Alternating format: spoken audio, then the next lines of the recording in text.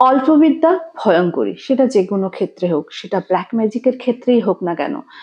তো কোনো কিছুই মানে কোনো কিছু কাজ করার আগে বা কোনো কিছু কার উপর প্রয়োগ করার আগে শিক্ষাগত মানে সে আপনি একাডেমিক ব্যাকগ্রাউন্ড বলুন বা যে কোনো শিক্ষাই বলুন, অল্পেতে কিন্তু করা উচিত নয়। পুরোপুরি পুঙ্খানুপুঙ্খভাবে সেটা ডিটেইলসে জেনে তারপরে কিন্তু সেটা কাজে লাগানো উচিত, যদিও ব্ল্যাক ম্যাজিক তো একদমই নয়।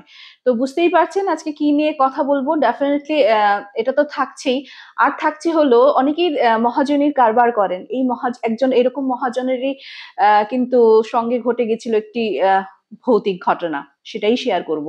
নমস্কার বন্ধুরা, কেমন আছেন আপনারা? আমি রুমকি। আজও বুঝতেই পারছেন ব্ল্যাক ম্যাজিক এন্ড ভৌতিক ঘটনা দুটো নিয়ে কিন্তু হাজির হয়ে গেছি আপনাদের কাছে। তো যারা ভাবছেন আমার কাছেও তো ঘটনা আছে, রুমকিদের সঙ্গে আমি শেয়ার করতে চাই, ডেফিনেটলি শেয়ার করতেই তো পারো। আমাদের হোয়াটসঅ্যাপ নাম্বার হলো 8011006740। এখানে পাঠিয়ে দাও, বসে আছি তোমাদের জন্য। না হলে যারা ভাবছো যে না মেইল করব, করে দিতে পারো কথায় গল্প @gmail.com, সেখানে, নতুবা ফেসবুক এবং ইনস্টাগ্রাম হ্যান্ডেল কথায় গল্প নামে, সেখানেও কিন্তু তোমরা পাঠাতে পারো। আমি বসে আছি, তাড়াতাড়ি পাঠিয়ে দাও। তো প্রথম ঘটনাটা নিয়ে নেব।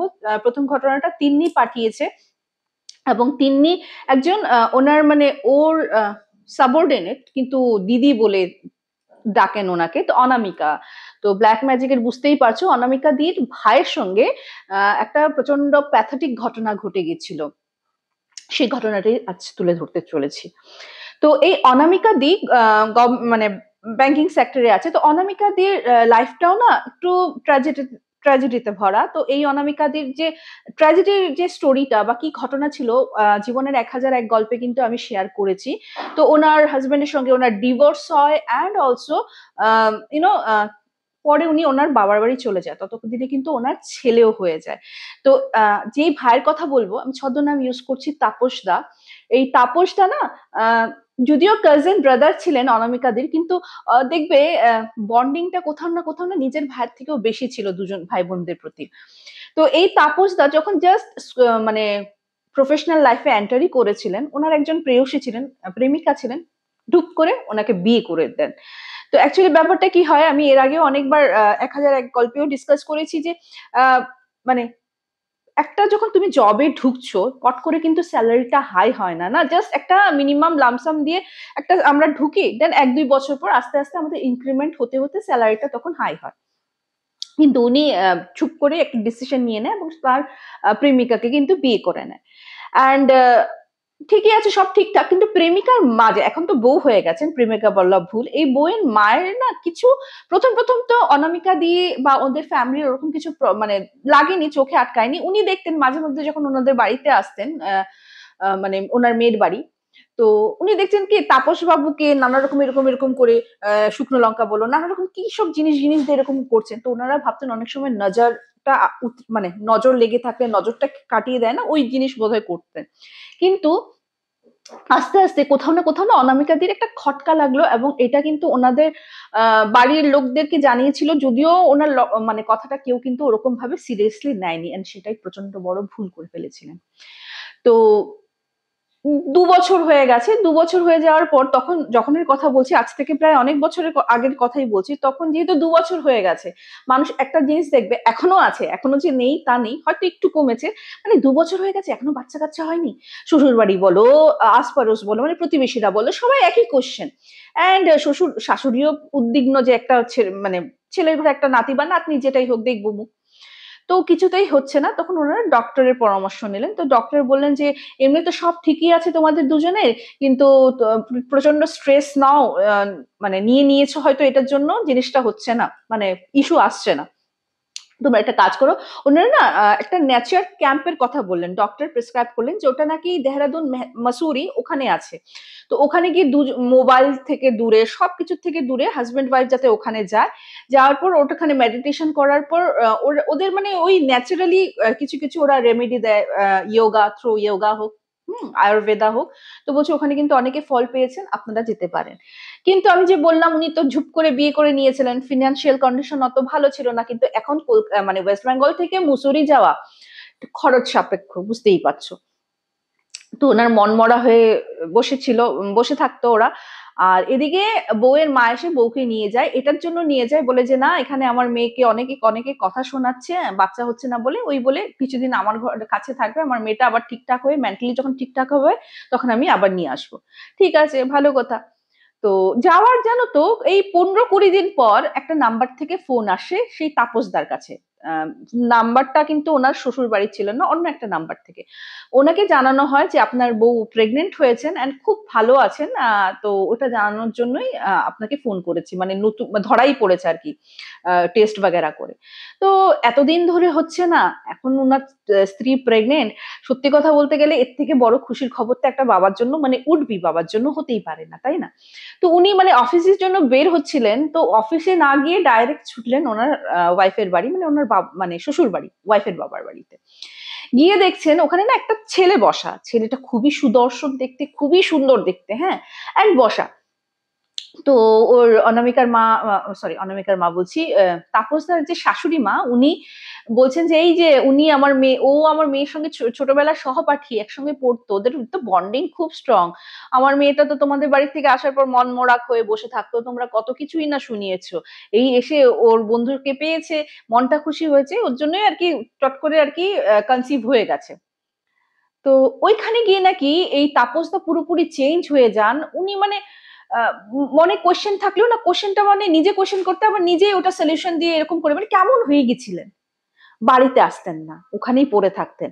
আর একটা জিনিস দেখতেন, এই যে সহপাঠীর সাথে ওনার ওয়াইফের যেমন মানে এটা অন্যরকম রিলেশন, বুঝেছো, যেমন বলতে পারো যে বয়ফ্রেন্ড গার্লফ্রেন্ডের যেমন হয়, ওয়াইফের কোমরে হাত দিয়ে দাঁড়িয়ে আছে, আর ওয়াইফ যেমন দেখতে দেখতে আরো বেশি সুন্দর হয়ে উঠছে, হ্যাঁ। সবসময় হাজব্যান্ডের সামনে একটা পর পুরুষ, সে সহপাঠী হোক যাই হোক, ঠিক আছে, হাজব্যান্ড তো আগে দেখেনি, ওনার জন্য পুরো নতুনই ছিল। ওয়াইফ বলছে তোমার তোমার স্কিন এত সুন্দর, তুমি মানে একটা প্রেমিকাকে যেমন তারিফ করে, হ্যাঁ, ওই রকম তারিফ করতো। এইটা ওনার মনে খটকা লাগতেন, বাট ওনার যে কি একটা মোহগ্রস্ত হয়ে গেছিলেন উনি, উনি কিছুতেই ওটাকে না ওটার এগেনস্টে মানে কোনো অ্যাকশন নিতে পারছিলেন না। তো এরকম করে দিন যাচ্ছে, 1.5 মাস উনি কিন্তু ওখানেই মানে শ্বশুর বাড়িতেই রয়ে গেছেন, ওনার বাবার বাড়িতে যাননি। তো একবার কি হচ্ছে, যেহেতু বউ প্রেগনেন্ট হয়েছে, বৌমা প্রেগনেন্ট হয়েছে, শ্বশুর শাশুড়ি আসেন, এসে দেখেন কি বলতো, বৌমা প্রেগনেন্সির তো কোরকম সিমটমস নেই, জানাইলে দেখো প্রত্যেকের কিন্তু সিমটমস একই রকম হয় না একদম শিওর, কিন্তু কিছু না কিছু সিমটমস আসে, যেমন একটু উইকনেস ফিল হওয়া, বা কারো বমি বমি হয়, আবার হয়ও না, কিন্তু কিছু না কিছু সিমটমস কারো না কারো হয় আর কি, হ্যাঁ। বাট ওনার কোনো সিমটমসই ছিল না, এন্ড ওনাকে দেখে একদমই মনে হচ্ছিল না যে উনি প্রেগনেন্ট, হ্যাঁ। ওনার ছেলের অবস্থা দেখে তো উনি একদম পুরো চক্ষু চড়ক গাছ মায়ের, হ্যাঁ, বলছে তোর এই কি অবস্থা, তাপসদাকে দেখে বলছেন। বলছে কেন, আমি তো ঠিকই আছি। বলছি তোর চুল তো উস্কো খুস্কো, কদিন ধরে স্নান করিস না? বলছে কেন, অনেকদিন ধরেই তো স্নান করেছি, রোজ দিনই তো স্নান করি, এই আজকেও শ্যাম্পু ট্যাম্পু দিয়ে স্নান করে এসেছি। তো শ্যাম্পু দিয়ে স্নান করেছি বলে দেখি তো কি শ্যাম্পু ইউজ করছে, বলে বাথরুমে ঢুকে দেখি শ্যাম্পু পুরো খালি, মানে মনে হচ্ছে এই শ্যাম্পুটা খালি হওয়ার অনেক দিন হয়ে গেছে, পুরো শুকনো খড়খড়া। তো ওনার এই অবস্থা দেখে ওনার ছেলেকে বলছে না তুই চল আমার সঙ্গেই চল, বলে ওনাকে মানে ওনার ইচ্ছে নেই, উনি যেমন কেমন মোহগ্রস্তের মধ্যে বলছে না আমি যাবো না, মানে মা বাবা ওনাকে টেনে হিচড়ে নিয়ে এসছে, বলতে পারো যে হুড় করে টানতে টানতে নিয়ে এসছে, কারণ ওনার মা কিছু একটা বুঝতে পেরেছিলেন, আর উনি এটাও বুঝতে পেরেছিলেন যে ওনার ছেলে যদি এখানে থাকে ছেলেকে কিন্তু প্রাণে ফিরে মানে পাবেন না। তো কি হয়েছে তারপর, উনি তো চলে এসেছেন, আসার পর সঙ্গে সঙ্গে বাড়িতে না এনে না উনি একটা মন্দিরে নিয়ে যায়, এবং মন্দিরের ছেলের নামে পুজো টুজো দেয়, পুজো টুজো দেওয়ার পর যখন বাড়িতে আসে তখন যেমন ছেলে স্তম্ভিত ফিরে, তখন মাকে কিছু কিছু কথা বলে যে মা আমি না জানো আমার চোখের সামনে এগুলি এগুলি দেখতাম, বাট আমি না কিছু বলতে পারতাম না, আমি জানি না আমার কি হয়ে গেছিল, এখন যেমন তোমাকে মুখ ফুটে বলছি, তখন চাইতাম যে তোমাদের সঙ্গে ডিসকাস করি, ফোনে কথা বলি, কিন্তু আমার ইচ্ছেটাই হতো না, ফোনটা নিতাম করব করব, মানে এত আর্জ মেহসুস হতো, মানে মন থেকে মনে হচ্ছে তোমার সঙ্গে এই কথাটা বলে ডিসকাশনটা করি, বাট পর মুহূর্তে কি যেন আমাকে একদম দমিয়ে রাখতো, দূর করবো না এরকম টাইপের। তো এরকম শুনে তো ওর মায়ের বুঝে গেছে কিছু তো একটা প্রবলেম হয়েছে, তো উনি ওনার গুরুদেবকে ফোন করেন। তো গুরুদেব মানে ওনাদের যেহেতু কুলগুরু ছিলেন, তো উনি বলছেন যে এখন তো আসতে পারবো না, আমি 3 দিন পরে তোমাদের বাড়ি আসবো। 3 দিন আসার পর 3 দিন আসার পর ওনার ছেলেকে দেখেছেন, সবকিছু দেখেছেন, এবং এই মানে যবে আর কি পুজোটা মানে উনি আসবেন তার ঠিক আগের দিন কিন্তু বৌমাও চলে এসছে, তাপসদার বৌমা। কেন এসছেন শোনো, ওনার মিসক্যারেজ হয়ে গেছে অ্যান্ড উনি প্রচন্ড আর কি মানে ওখানে থাকতে পারছিলেন না, তাপসদার জন্য ওনার মন কেমন করছিল, যেহেতু অলরেডি মিসক্যারেজ হয়ে গেছে, মানে তাপসদাও এসছে বুঝতে পেরেছি ওই দিনই ওনার মিসক্যারেজটা হয়ে যায়, তো নিয়ে এসছে। তো গুরুদেব যখন আসছেন, গুরুদেব না বৌমাকে দেখছে একবার, তাপসদাকে দেখছে একবার, বৌমাকে দেখছে একবার, তাপসদাকে দেখছে একবার। তারপর উনি যা যা রিচুয়ালস করার করেছেন। তারপর বৌমার মাও এসছেন, তখন উনি ওনার শাশুড়িকে, তাপসদার মাকে, মানে বৌমার শাশুড়ি মানে তাপসদার মাকে বলছেন যে আমি সব ঠিকঠাক করে দিয়েছি, কিন্তু তোমরা তোমরা যদি ভালো চাও তোমার বৌমার মা যাতে এই বাড়িতে না আসে। কেন? কেন এরকম করছেন? বলে না, আমার মানে আমি যেটা বলছি ওটা শোনো, আমি তো গুরু, আমি আমি যেটা বলছি ওটা শোনো, উনি যাতে না আসে, আসলেই কিন্তু তোমাদের সব রকমের মানে যাও আমি ঠিক করতে পেরেছি, যদিও পুরোপুরি ঠিক করতে পারিনি, ছাড়খাড় হয়ে যাবে। ঠিক আছে, তো যাই হোক, যেমন মানে বলে না নানা রকম বুদ্ধি কৌশলী হোক কলা কৌশলে কোনো মতে ওনার মানে তাপসদার শাশুড়িকে ওনাদের বাড়িতে আসা বন্ধ করলেন। আচ্ছা, এর ঠিক 1.5-2 বছর পরে তাপসদার স্ত্রীর কিন্তু মৃত্যু হলো। ওনার মৃত্যু হওয়ার পর, হুম ওনার মৃত্যু হওয়ার পর তোমার তখন গুরুদেব একটা জিনিস ডিসক্লোজ করলেন। কি ডিসক্লোজ করলেন জানো? বলছে যে আমি তো দেখো তখন বলতেই পারতাম কিন্তু বলিনি, আমি বললে হয়তো তুমি বৌমাকে ঘরে তুলতে নাও পারতে। অ্যাকচুয়ালি তোমার বৌমার উপরে টুকটাক করা হয়েছিল, তোমার ছেলের উপরও টুকটাক করা হয়েছিল, কিন্তু ওর মা ওরকম মানে জিনিসটা অত পুক্ত ভাবে করতে পারেননি। ভালো করতে গিয়ে এমন কিছু করে দিয়েছিলেন মেয়েকে যেখানে প্রেত চলে এসেছিল, হ্যাঁ প্রেত চালনা করে দিয়েছিলেন। এবং সেই প্রেতই নাকি ওনার বৌমা ওই 1.5 বছর মাথায় যে মারা গেছে, এটার এক্সাক্ট মানে মানে যদি প্রাইম বলতে পারো কারণ, সেটা হলো এটা। অ্যান্ড আরেকটা কথা গুরুদেব বলেছেন, বলছে আমি তোমার ছেলের উপর দিয়ে যদিও আমি সবকিছু ইয়ে করে নিয়েছি, সারিয়ে দিয়েছি, কিন্তু একটা জিনিস আমি ঠিক করতে পারিনি, তোমার ছেলের সঙ্গে তো মানে উনি নাকি ওই প্রেতটা নাকি ওনার ছেলের সঙ্গে একদম পুরো আষ্টে পৃষ্ঠে লেগেছিল 1.5 মাস। এতে কি হয়েছে, ওনার আয়ুটা কমে গেছে।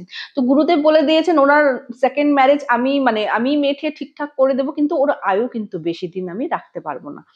তো যাই হোক, গুরুদেবের চুজ করা মেয়েকেই পরে উনি ভদ্রলোক বিয়ে করেন, তাপসদা, এবং উনি নাকি কিছুদিন আগেই উনি কিন্তু ওনার ওনার কিন্তু মৃত্যু হয়। তার মানে গুরুদেব যা যা বলেছেন ওনার কিন্তু পুরো মানে একদম ঠিক ঠিক ভাবে মিলে গেছে।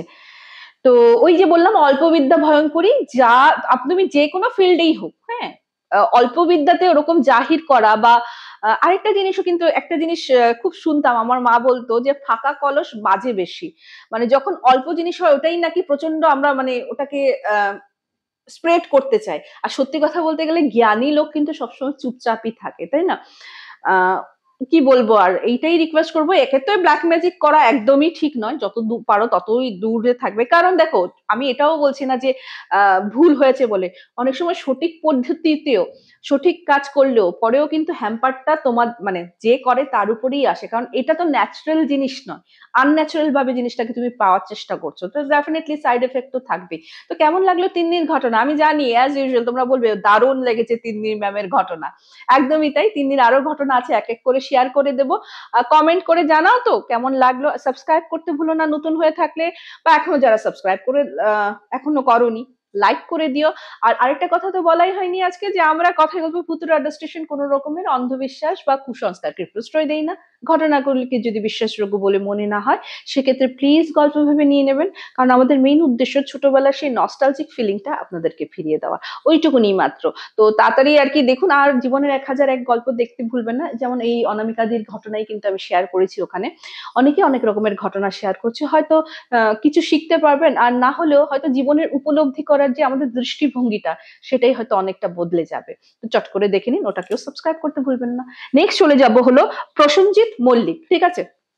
এটা প্রসেনজিৎ বাবু পাঠিয়েছেন, এবং প্রসেনজিৎ বাবু এটা ঘটনাটা ঘটেছে আজ থেকে 17-18 বছর আগে, হ্যাঁ। তো উনি এখন তো এটা পুরো দস্তুর মতো শহর, আগে যেটা ছিল পাড়া কালচারটা প্রচন্ড ছিল, অ্যান্ড একটা মফস্বল টাইপের ছিলেন উনি যেখানে থাকতেন। তো প্রসেনজিৎ বাবুদের পাড়াতেই একজন জ্যাঠা বাবু থাকতেন। জ্যাঠা বাবুর হলো মেইন কাজ হলো মানে প্রফেশন হলো সুদ, মানে ওই যে বলে না মহাজনী কাজ করা। তো উনি অনেককে টাকা ধার দিতেন এবং সুদ নিতেন, হ্যাঁ। আর ঠিকই আছে, সবকিছু ঠিকঠাক করে চলছিল, ওনার এই প্রফেশনটাও ভালোভাবেই চলছিল। তো ওই ওদের প্রসেনজিৎ বাবুদের সেই এরিয়াতেই না একজন এখানে আমি ছদ্মনাম ইউজ করছি, অনিল বাবু বলে একটা পরিবার থাকতো, অনিল বাবুর পরিবার। তো অনিল বাবুর বাবার আমল অব্দি না ওনার প্রচন্ড রমরমা ছিল, পয়সা বলো, জমি জমা বলো, কিন্তু আস্তে আস্তে নানা রকম কারণে ওদের না মানে অবস্থাটা পড়তে পড়তে একদম নিঃস্ব, মানে নিঃস্ব হয়ে গেছে। এবং ভদ্রলোক আস্তে আস্তে নিজের অনেক কিছু জমি জমা তো বটেই, যেহেতু বললাম বনেদিয়ান মানে খুব পয়সা আলা মানুষ ছিলেন, ওনাদের বাড়িতে শাল সেগুন সবকিছুই ছিল, শাল সেগুনের আসবাবপত্র, আস্তে আস্তে ওগুলিও বিক্রি করা শুরু করলেন। তো মিডিলে একবার কি হলো যে ভদ্রলোকের প্রচন্ড মেডিকেল ইমার্জেন্সি এসে গেল, তো ওনার ওয়াইফ গিয়ে এই জ্যাঠাবাবুর কাছে টাকা চাইলেন, সুদেই নিলেন, কিন্তু ওই টাকা নেওয়ার পরেও ওনাকে বাঁচানো যায়নি, উনি মারা গেলেন। আচ্ছা, তো বুঝতেই পারছো, বললাম নিঃস্ব, যে মানে একমাত্র মানে যে ইনকাম করতো উনিও চলে গেলেন, ওনাদের অবস্থা আরো খারাপ হয়ে গেল। সবকিছু বিক্রি করতে পারলেও জানো তো ওদের বাড়িতে ওনার শ্বশুর শাশুড়ির ঠিক বলা ভালো মানে ভুল হবে, ওনার দিদি শাশুড়ির আমলে যে মানে কাঠের খাট, হ্যাঁ, আলমারি ছিল, ওই কাঠের আলমারি গুলি যে থাকে ওই রকম, হ্যাঁ, ওইগুলি কিন্তু রয়ে গেছে, এইগুলি ওনারা বিক্রি করেন। তো এদিকে সুদও দিতে পারছে না, কি করবেন? তো একদিন নাকি এই জ্যাঠাবাবু গিয়ে, মানে যেহেতু সুদ দিতে পারছেন না, প্রায় 1.5-2 বছর হতে চললো, উনি গিয়ে কি করলেন, এই কাঠ এবং কাঠের ফার্নিচার সব নিয়ে এসেছেন। ওরা কিন্তু না করেছেন এগুলি নিয়েন না আপনারা, আমরা চেষ্টা করবো আস্তে আস্তে সুদ দিয়ে, আসলে একটু সময় দিন, কিন্তু উনি শোনেননি, বলে 1.5 বছর তো বসে রয়েছি, সুদও দাওনি, আসলে 1 টাকাও আমি পাইনি, আমি ছাড়বো না, আমি এগুলি নিয়ে চলে যাবো। বুঝতেই পারছো 16-17 বছর এখনই, মানে এখন তো আকাশ ছোঁয়া সেই সব শাল সেগুন কাঠের আসবাব, আর তুমি সত্যি কথা বলতে গেলে এখন পিওরটা হয়তো পাবোও না আমরা, তো কেমন মানে তখনও কিরকম দাম হবে। তো উনি নিয়ে এসে নিয়ে তো এসছেন, যেদিন থেকে নিয়ে এসছেন ওই দিন থেকে ওনার বাড়িতে প্রচন্ড উৎপাত। যেমন খাটটা না উনি একটা ওনার মানে তুমি গেস্ট রুমই, ওরা মানে গেস্ট আসলে ওই রুমটা ইউজ করা হয়, ওইখানে রেখেছে, বেশ সুন্দর আর কি। আলমারিটা ভদ্রলোকের মানে রুমে রেখেছেন। রাত্রেবেলা যেমন ঠক ঠক ঠক ঠক ঠক ঠক আলমারিতে আওয়াজ, হ্যাঁ, তো শুধু উনিই পেতেন, ভদ্রলোকের ওয়াইফও কিন্তু সঙ্গে ঘুমাতেন, উনি কিন্তু পেতেন না এই আওয়াজ। এবং এই ঠকঠক আওয়াজের জন্য উঠেছে, উঠার পর দেখলো আলমারি ঠালমারি, এদিকে দেখে বউ তো একদম পুরো ঘুমানো, অথচ ওনার বউয়ের কিন্তু সবচেয়ে থেকে পাতলা ঘুম। তো আলমারি খুলে দেখে কিচ্ছু নেই। তারপর ওয়াশরুম থেকে আসার সময় দেখে ওই গেস্ট রুমে যেমন খাটের মধ্যে বাচ্চারা ধুপ ধুপ ধুপ ধুপ আওয়াজ, তখনও যেহেতু ওটার মধ্যে কোনো ম্যাট্রেস বা ওই জাজিম পাতা হয়নি, তো কাঠই ছিল, কাঠের মধ্যে যেমন বাচ্চারা ধুম ধুম ধুম ধুম করে আওয়াজ করলে যেমন সাউন্ড হয় না, এক্স্যাক্টলি ওই সাউন্ডটাই কিন্তু হচ্ছিল, হ্যাঁ। তো উনি না ঠিক বুঝতে পারছেন না। আর আস্তে আস্তে মানে ওনার ওয়াইফকে যখন বলছেন যে এরকম এরকম রাত্রে উৎপাত হয়েছে, তো ওয়াইফ বলছে আমি তো শুনিনি। তো আস্তে আস্তে দেখা যাচ্ছে কি জ্যাঠাবাবুর না হেলথ ডিটোরিয়েট করা শুরু করলেন, মানে চোখের নিচে কালি, দেন শুকিয়ে যাওয়া শুরু করলেন, ডক্টর বাগেরা অনেক কিছু দেখালেন, কিন্তু কিছুতেই ডক্টর বলছে আপনি তো পুরো ঠিক আছেন, হয়তো বেশি স্ট্রেস নিয়ে ফেলছেন তার জন্য এরকম। আর আরেকটাও জিনিস দেখতেন, প্রেশার কিন্তু ঠিক ছিল, উনি প্রেশারের ওষুধ খেতেন, কিন্তু প্রেশার কিন্তু ঠিক ছিল, কিন্তু তথাপি ওনার অবস্থা দিনকে দিন এমন কেন হচ্ছে বুঝতে পারছেন না। তো একদিন না ওয়াইফ বলছেন জবের থেকে তুমি ওই বাড়িতে ওদের বাড়ি থেকে এগুলি জিনিস আসবাবপত্র উঠে নিয়ে এসছো, তবে থেকে কিন্তু তোমার সঙ্গে এই জিনিসটা শুরু হয়েছে। তো এদিকে উনি মানে ওয়াইফের সঙ্গে ঝগড়া করে উঠলেন যে 1 টাকাও দেয়নি, আমি এরকম করলে তো আমার ব্যবসা লাটে উঠবে, অন্য এরকম করে সবাই পয়সা মেরে দেবে, তখন আমি কি করব। তো এরকম বাগদণ্ডিটা তো হচ্ছে। আর তখন কিন্তু ওনার ওয়াইফ জ্যাঠামশাইয়ের মা কিন্তু জীবিত ছিলেন, যদিও বয়স্ক হয়ে গেছিলেন ভদ্রমহিলা। তো একদিন বয়স্ক মানে ওই ভদ্রমহিলা ওনার ছেলেকে পুরো শুনিয়ে দিলেন যে আমি এইসব আসবাবপত্র ওই বাড়িতে নিয়ে চলে যাচ্ছি, যাদেরটা তাদেরটা ফিরিয়ে দিয়ে আসছি, একটা কথা তুমি বলবে না। তো জ্যাঠামশাই যেরকমই হোক না, একরোখা হোক জেদি হোক, কিন্তু মায়ের উপর দিয়ে, মা বাবার উপর দিয়ে কিন্তু কোনোদিনও কথা উনি বলতেন না, মা বাবা যেটা বলে তখন অব্দি কিন্তু ওরকমই উনি চলতেন। মা কি করলেন, লোক লাগিয়ে ওই আসবাবপত্র আবার সেই ভদ্রলোকের বাড়িতে ফিরিয়ে দিয়ে আসলেন। এবং বাড়ি দিয়ে আসার পর একদম মিরেকল যেটা হয়েছে, সেদিন থেকে কিন্তু সব উৎপাত বন্ধ। মানে এতদিন পরে উনি মানে জ্যাঠাবাবু নাকি প্রচন্ড আরামসে ঘুমিয়েছেন। তারপরের দিন সেই মানে উনি তো মারা গেছিলেন গৃহকর্তা, ওনার ওয়াইফ এসে বলছিলেন যে আমরা জানতাম এই আসবাবপত্র বেশি দিন আপনারা রাখতে পারবেন না। তো বলছে কেন? বলছে অ্যাকচুয়ালি আমরা বুঝতেই তো পারছেন আমরা এত নিঃস্ব হয়ে গেছি, সবকিছুই বিক্রি করতে বাধ্য হয়েছি, কিন্তু যখনই এই আসবাবপত্রগুলি বিক্রি করতে চাইতাম না, মানে বিক্রি করার জন্য আমরা হয়তো কথাবার্তা বলতাম বা খদ্দের দেখতাম, তখনই আমার শাশুড়ি মা এবং আমার দিদি শাশুড়ি, যদিও ওনাকে চোখে দেখিনি, ফটোতে দেখেছিলাম, উনারা এসে আমাদেরকে প্রচন্ড ভয় দেখাতেন। আমিও দেখেছি, আমার মানে পরলোকগত হাজবেন্ডও দেখেছেন, স্বামীও দেখেছেন। তারপর থেকে কিন্তু এগুলিকে আমরা আর ইয়ে করতাম না, মানে বিক্রি করার কথা ভাবতামও না। কিন্তু যখন উনি মানে জ্যাঠাবাবুর কথা বললেন, উনি জোর-জবস্তি করে এগুলি নিয়ে এসছেন, তখনই আমি ভেবেছিলাম যে উনি নিয়ে যাচ্ছেন ঠিকই, কিন্তু উনি কিন্তু বেশিদিন এই আসবাবপত্রগুলি নিজের কাছে রাখতে পারবেন না। ঠিক দেখো, জ্যাঠাবাবু কিন্তু আসবাবপত্রগুলি বেশিদিন রাখতে পারেনি। এই রিলেটেড একটা ঘটনা আমি শেয়ার করেছিলাম ১০০১ গল্পে। তখন তো মানে ভৌতিক ঘটনা টুকটাক আমার কালেক্ট করা ঘটনা ওখানে দিতাম। এখন যদিও ভৌতিক ঘটনা দেই না ওখানে। ওখানে না পালঙ্ক বলে একটা তোমরা দেখতে পাবে। ওখানেও কিন্তু আমাদের যে আমি ডোমেস্টিক হেল্পার এর কথা বলেছিলাম আমার মায়ের ইনসিডেন্ট এর সময়, উনি কিন্তু উনার গ্রামের একটা ইনসিডেন্ট শেয়ার করেছিলেন। সেটাই তুলে ধরেছিলাম। একটা খাট পালঙ্ক রিলেটেড ছিল। তো তোমরা ওটা গিয়ে দেখতে পারো। কারণ অ্যাকচুয়ালি কি বলতো, এই ইউজ করা জিনিস তো ঠিক আছে, অনেকে বিক্রি করে কিনে নেয়, সেটা আলাদা কথা। কিন্তু এইরকম যাদের মানে অ্যাট্রাকশন থাকে, জোর জবস্তি করে উঠিয়ে নিয়ে আসলে অনেকে কিন্তু এরকম অসুবিধার সম্মুখীন হতেই পারে। তো আমার তো প্রচন্ড ইউনিক লেগেছে, আর একটা শিক্ষাও আমি তো পেয়েছি। আমার সঙ্গে হয়তো তোমরাও একমত হবে, একটা শিক্ষামূলক তো ছিল যে অযাচিত ভাবে বা কার মানে আসার জিনিসকে এরকম করে নিয়ে আসা উচিত নয়, তাই নয় কি? তো কেমন লাগলো বন্ধুগণ আজকে এপিসোডটা? জানাতে ভুলবো না, সাবস্ক্রাইব করে দাও, লাইক করে দাও। আর জানো তো কোন দিন আসে এপিসোড? শুক্রবার, রবিবার অ্যান্ড মঙ্গলবার, মানে ফ্রাইডে, সানডে অ্যান্ড টুইসডে ঠিক দুপুরবেলা চলে আসে আমাদের এপিসোড। আর যেদিন লাইভে আসি সেদিন তো তোমরা জেনেই যাও যে রাত্রেবেলা লাইভে আসছি আমি। তো আজকের এপিসোডটা বন্ধুগণ আমি এখানেই শেষ করছি। খুব তাড়াতাড়ি দেখা হবে। Till then bye bye, see you soon. নমস্কার।